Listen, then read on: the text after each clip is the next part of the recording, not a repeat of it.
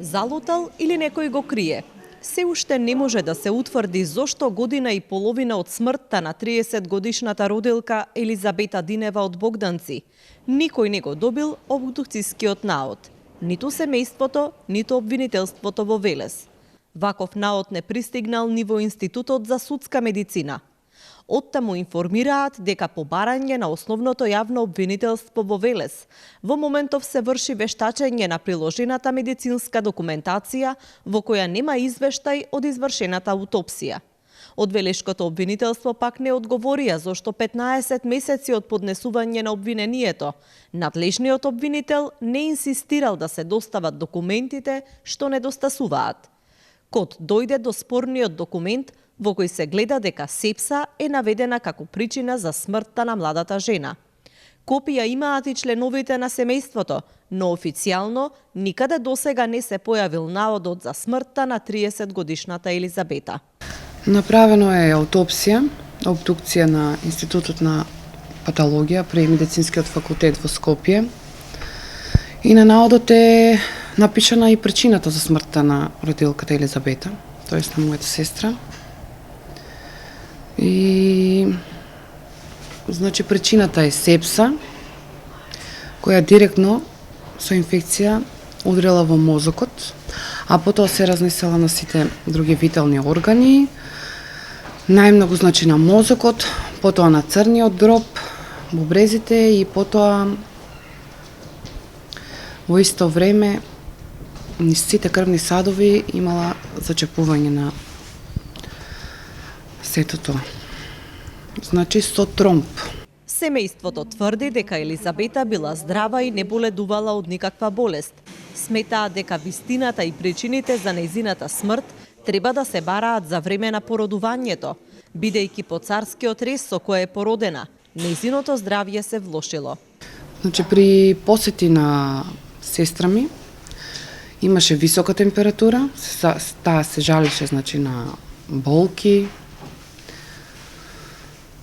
Температурата ѝ беше висока. Кажуваше во Гевгелиската болница дека има мачнини, но некако од страна на тој стручен кадар гевгелиски немаше некоја нега, не ѝ беше пружена негата, не ѝ беа давани инфузии. Кога беше извадена од операционата сала, значи имаше страшни болки, имаше едем на устата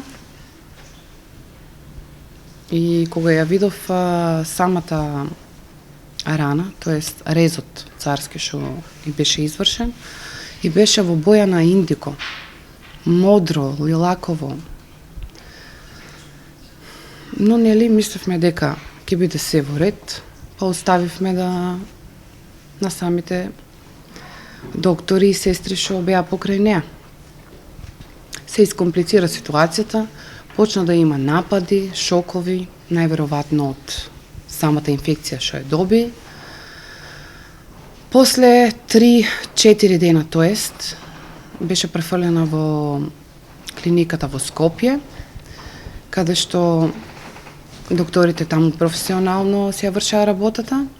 Немам коментари, значи се беше на професионален план од нивна страна. И доцна беше едноставно за се. Таа веќе беше фатила сепса, имаше страшна инфекција.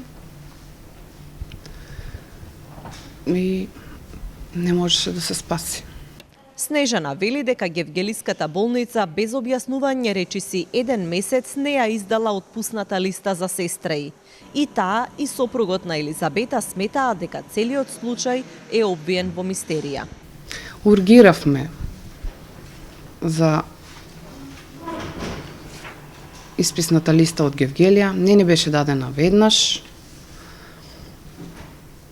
Чекавме повеќе денови, може да се каже и месец дена,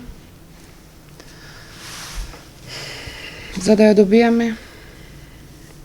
Јас доволно, значи, ја познавам сестра ми, таа никогаш немаше користено средство за смирување, не боледуваше од епилепсија Како што имаше шпекулации во Гевгелиската болница дека тоа е така, но не е така. Го тврдам тоа. Бременоста ѝ беше уредна од почеток до крај, 9 месеци уредна бременост. Едноставно се искомплицира ситуацијата кога таа отиде на царски рез.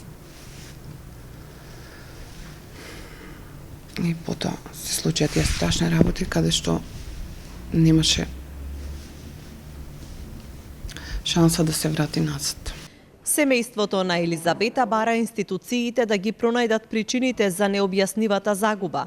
Сакаат да знаат зошто најсреќниот миг во нивните животи стана и символ на најголема трагедија, а едно новороденче остана без мајка.